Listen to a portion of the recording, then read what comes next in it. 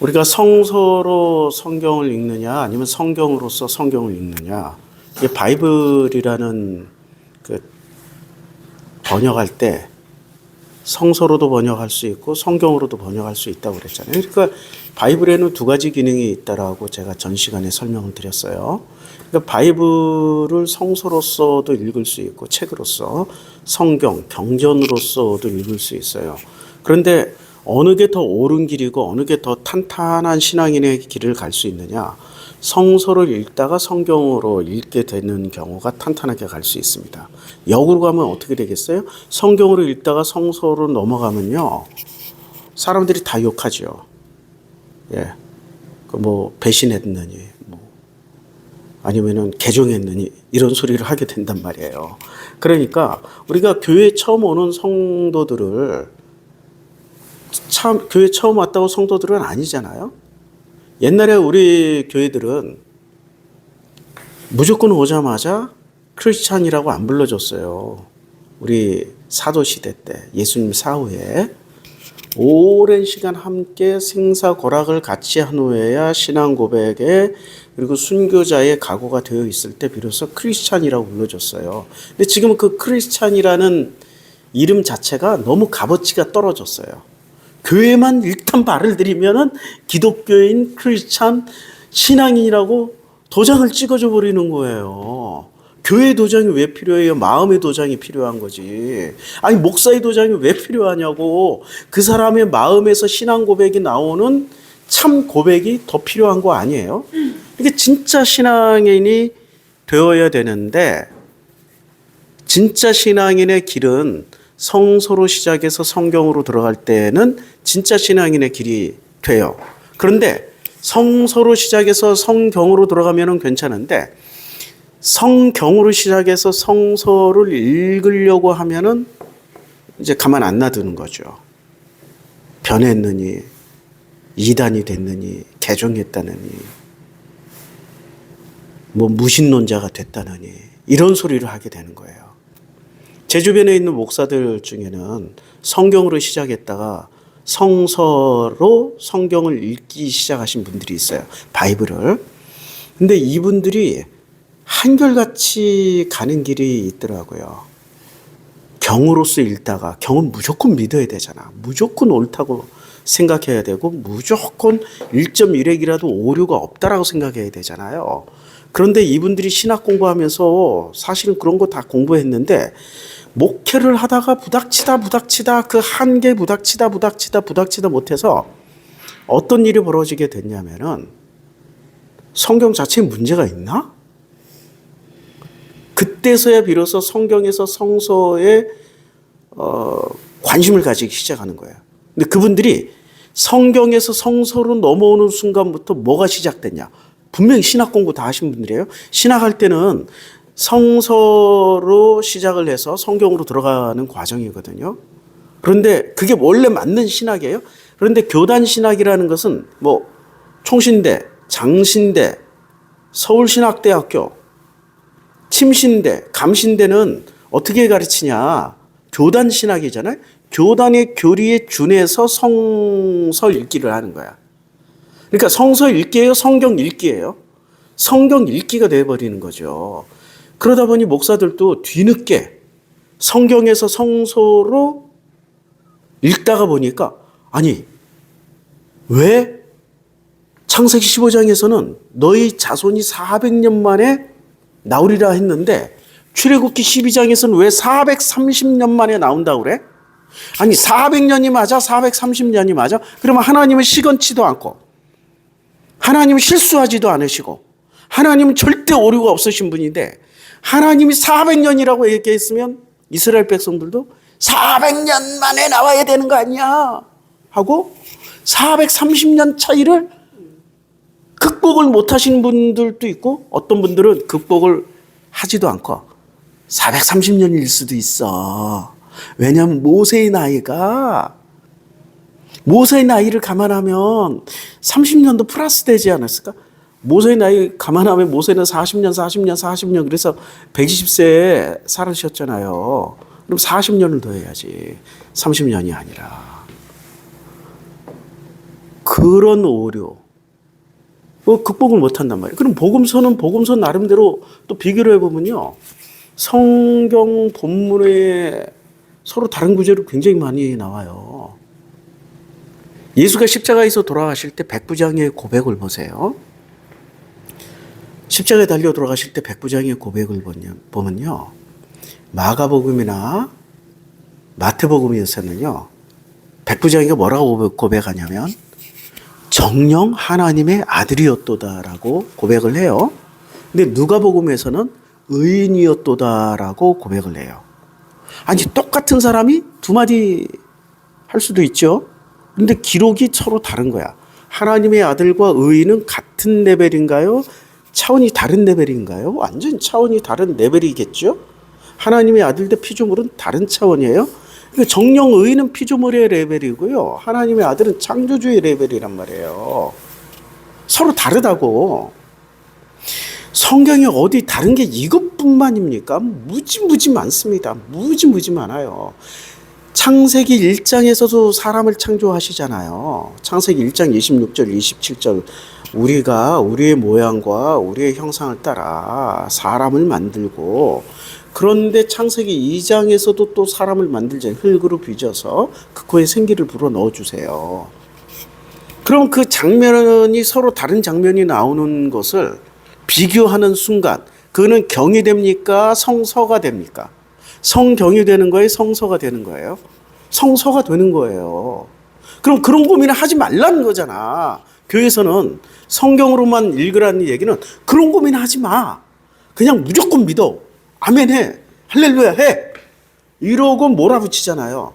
그런 종교가 있어요, 지구상에. 무조건 믿어야 돼. 비판해서는 안 돼. 비교해서도 안 돼. 절대 무오류, 절대 흠을 잡거나 그 본문에 대해서 이상한 시비를 걸잖아요. 그럼 바로 사형시켜버립니다. 그런 종교가 지구상에 존재해요. 이슬람이 그래요. 이슬람.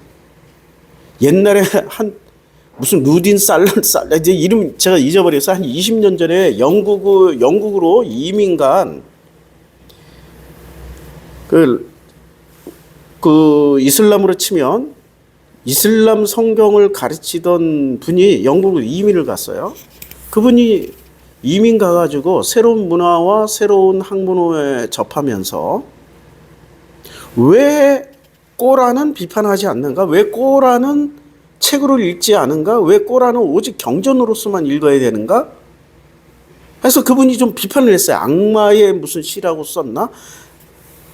이야, 그분이 비판을 하는 책을 내놓자마자 사우디아라비아에서 그분 목에 현상금 걸었어요. 그때 당시에 500만 불 걸었어요. 지금으로 치면은 한 5천억 불 정도 되는 거죠. 어마어마한 돈을 걸었어요. 사형, 뭐가지 따와라 막 이러고.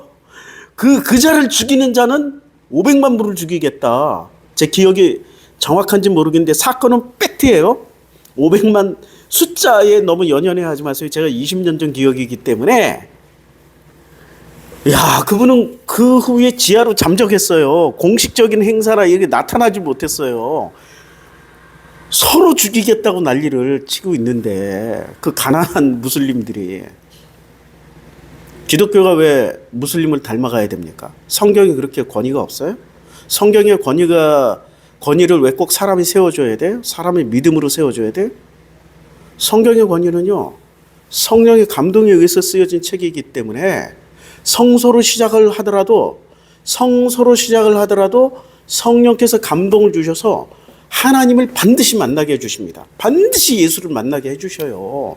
그러니까 유대교인들도 이스라엘에서 선교사들이 들어가 유대교인들에게 성경을 읽게 하다가 예수를 만난 사람도 있고, 유대교인이 무슬림보다 개종하기 더 힘들다는 거 아시죠? 무슬림들도 우리 선교사들이 들어가서 성경만 읽었어요. 그러다가 예수를 만난 사례도 있어요. 무지기수로 많아요. 부지기수로. 성서로 시작을 해서 성경으로 들어가는 게 맞는 길입니다. 한국교회 개혁의 길은 그거밖에 없어요. 성서로 시작해서 성경으로 자기 신앙 고백으로 들어가야 돼. 그러면 성경으로 시작하면 내 신앙 고백이에요? 아니면 타인의 신앙 고백이에요? 교회가 만들어준 신앙 고백을 하게 되는 거죠. 내 신앙 고백이 아니에요. 그건 타인의 고백을 하게 돼 있어요. 목사의 고백을 한다든지 아니면은 교주님들의 고백을 하게 되는 거예요. 우리 신천지의 가장 큰 문제가 무슨 문제예요? 자기의 신앙 고백을 하는 사람들의 모임입니까? 아니면은 이만희를 고백하는 사람들의 모임이 되는 겁니까? 아니면 이만희가 고백한 것을 고백하게끔 만드는 겁니까? 그게 교주, 이단의 가장 중요한 핵심 포인트예요. 이단은 자기의 신앙 고백을 하는 게 아니야. 누군가의 신앙 고백을 하게끔 되어 있는 게 그게 이단의 핵심이라고요. 무슨 예수를 부인한다 어쩐다 아니다. 예수를 부인하다가도 바울은 개종했다고. 예수를 부인한 정도가 아니라 예수를 잡아 죽였다고. 그래도 성령의 감동에 의해서 예수를 전하는 자가 됐잖아요. 그건 굉장히 중요한 일입니다. 굉장히 중요한 일이에요. 그러니까 예수를 전한다라는 것과 그리고 예수를 전하기까지의 행위의 동기가 뭐냐 이거예요. 성서로 시작해서 성경이 되어서 자기 신앙 고백이 되어야 됩니다. 어쩌면 바울도 성서로 시작한 사람입니다. 예수를 잡아 죽였으니까. 예수 믿는 자들을 잡아 죽였으니까 성서로 시작했던 사람인데 성령의 감동으로 인해서 성서가 성경으로 깨달아지는 순간 예수를 위해서 목숨을 바친 사람 아닙니까? 순서가 그렇게 되는 거죠. 그렇게 되니까 죽기까지 충성하고 죽기까지 뭐 40에 몇 번을 가만 매를 맞더라도 죽음에 가까운 매를 맞더라도 절대 변절하지 않고 예수만 고백하잖아요. 그게 맞는 순서예요. 그 순서대로 가야 되는 거죠. 그런데 교회는 어떻게 가르쳐줘요? 자기 고백, 스스로 고백하게 만드는 겁니까? 아니면 교리에 따라서 고백을 이렇게 유도하거나 고백을 암기하게 해주는 겁니까? 고백을 암기하게 해주잖아. 계속 반복적으로 세뇌시켜주잖아. 이렇게 암기해야 된다, 이렇게 해야 된다, 이렇게 고백해야 된다. 그럼 그 고백은 나의 고백이 아니라 누군가가 만들어 놓은 고백에 고백을 하는 거예요. 그럼 누군가가 만들어 놨다. 그 누군가가 누구냐고. 예수가 만들어 놓은 거야? 예수의 제자들이 만들어 놓은 거야? 거기까지는 괜찮지. 그런데 교주님이 만들었다면 그거는 고백이 아닙니다. 그건 이데올로기가 되는 겁니다. 그건 이데올로기가 돼요. 교리라는 것은 어떤 것을 분명하게 만드는 데는 큰 도움이 됩니다. 그런데 그 교리가 규격화되어 있고 교리가 다 똑같은 모양새를 가지고 있다면 그거는 벽돌이 되는 겁니다. 출애굽기 20장에 성전의 주춧돌은 뭐로 놓으라고 그랬어요? 벽돌로 놓으라고 그랬어요? 아니면은 다듬지 않은 돌로 놓으라고 그랬어요? 다듬지 않은 돌로 놔야 되는 거예요. 그런데 지금 전부 다 주춧돌을 뭐로 놓으려고 그래요? 벽돌로 놓으려고 그러잖아. 벽돌 만들고 있잖아. 교리라는 제품, 벽돌화된 제품을 그대로 다 똑같이 고백하게 만들잖아. 신앙 고백이 어떻게 다 똑같냐고. 성서로 시작해서 자기 신앙을 가지게 된 그 고백은 예수를 나의 친구라고도 고백할 수 있고 예수를 나의 형님이라고도 고백할 수 있고 예수를 나의 구세주라고도 고백할 수 있고 그런데 본질은 어때? 다 똑같다니까 본질은. 그런데 전부 다 고백이 똑같은 고백을 해야만이 그게 정통이라고 가르쳐주고 있잖아요. 아니라니까? 고백은 서로 다 다를 수 있어. 상황과 조건과 그 사람의 살아가는 모양새와 살아가는 그 삶의 질에 따라서 서로 다른 고백을 할 수 있어. 지금 너무 가난한 사람은 밥 한 끼를 위해서 한 끼 주는 사람으로 고백할 수 있다고. 자기 딸이 너무너무 힘든 병을 앓고 있어. 병 고쳐주는 예수를 찾고 싶어. 그 고백할 수 있다고. 고쳐주는 예수요. 그래서 여호와 이름이 되게 많아요. 여호와 샤파, 여호와 라파, 뭐 승리의 하나님, 뭐 위로의 하나님, 병 고치는 하나님, 굉장히 많잖아요. 이름이 엘샤다이, 엘샤마이, 엘로히. 성경에도 신의 이름이 굉장히 많아요. 하나님의 이름이. 그만큼 다양한 고백을 할 수 있는 여지를 만들어줘야 돼. 그런데 교회 들어가면 딱 한 가지만 고백해야 돼. 그게 문제라는 거야. 그러니까 그 문제의 시작이 어디서 시작된 거예요? 성서 읽기를 하다가 성경으로 들어가는 사람들의 고백이 아니고 성경으로 먼저 배워버린 사람들이 그것을 정형화한 겁니다. 벽돌처럼 규격화한 거예요. 제품을 만들어 놓은 거예요. 그래서 제품 찍어내듯이 찍어내는 곳이 교회가 돼버린 겁니다. 아니, 우리 사람이 어떻게 제품이 될 수 있어요? 사람은 개성이 있고 자기 생각이 있고 자기 상황이 있고 자기가 살아가는 삶의 현장이 서로 다른데 가족 상황도 서로 달라. 비트겐슈타인이 이야기는 가족 요소라는 게 있어요. 가족들의 구성, 어떤 요건들이 있어요. 가족들의 공통 분모가 있다고.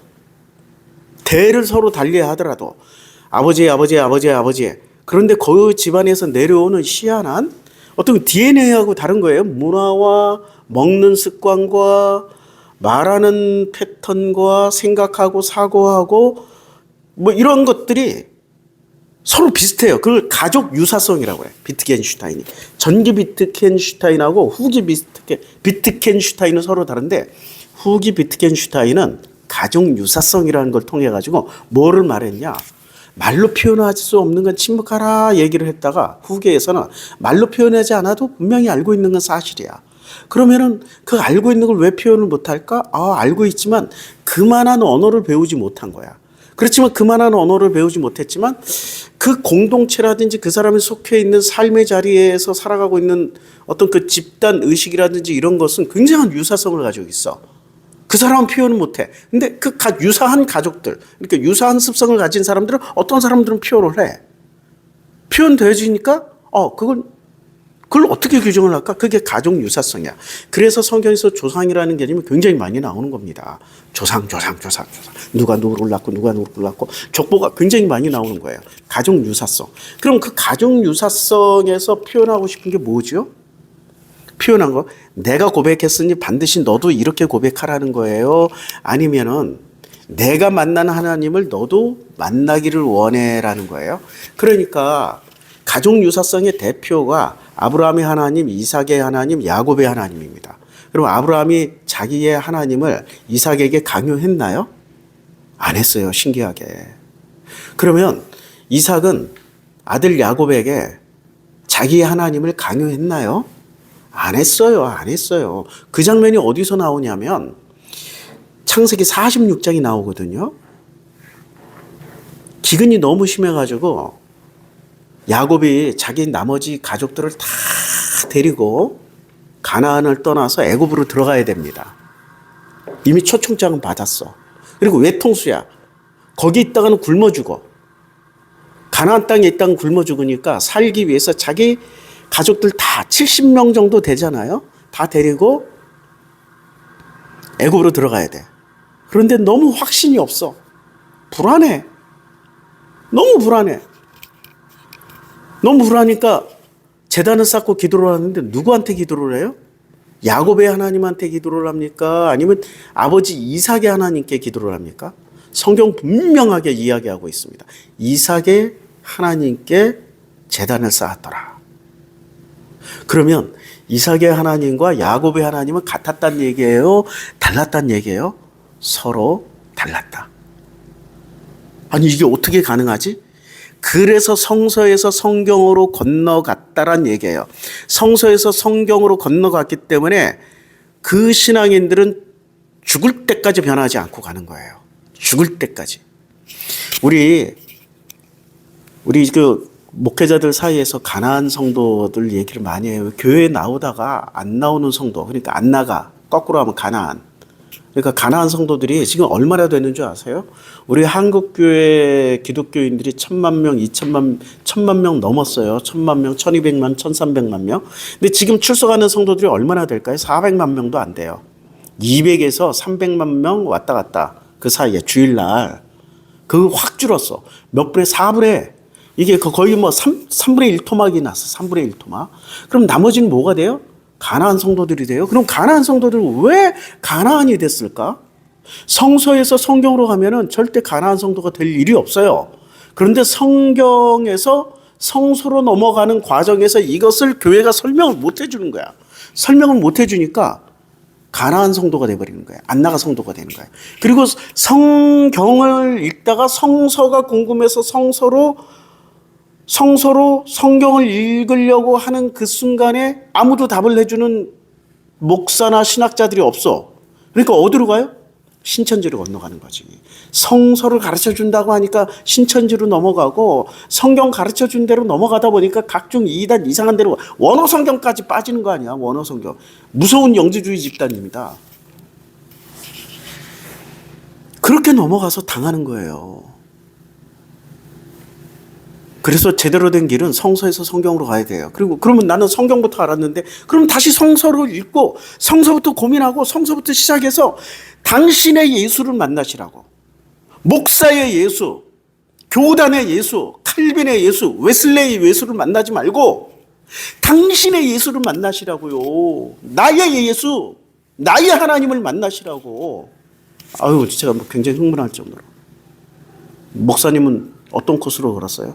저는 성경에서 성서 코스로 갔다가 성서에서 다시 성경으로 들어간 케이스입니다. 제가 목회를 한 10년 정도 안 했어요. 10년 정도 안 하다 보니까 그 사이에 정말 성경을 제대로 읽게 되더라고요. 그리고 모든 기득권 내려놓고 아프리카 선교사로 갔습니다.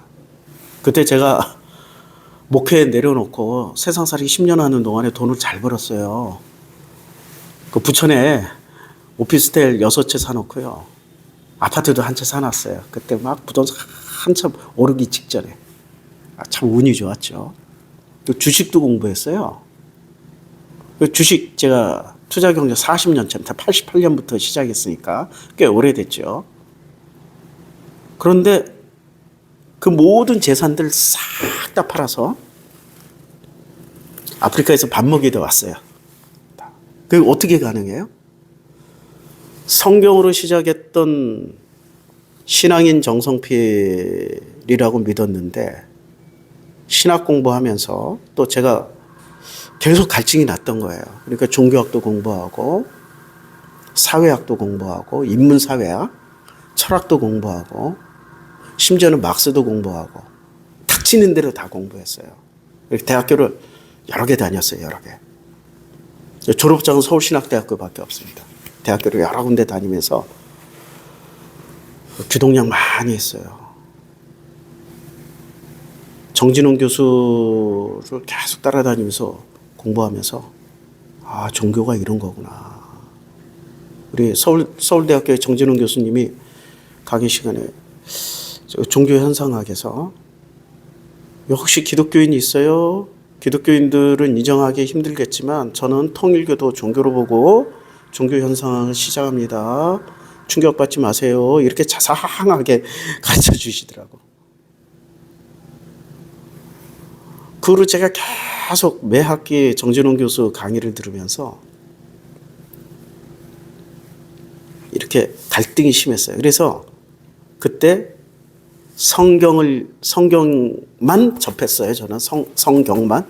성서로 바이블을 읽기 시작했던 시기가 그 5월간이었어요. 너무나도 충격이었어요. 갈등.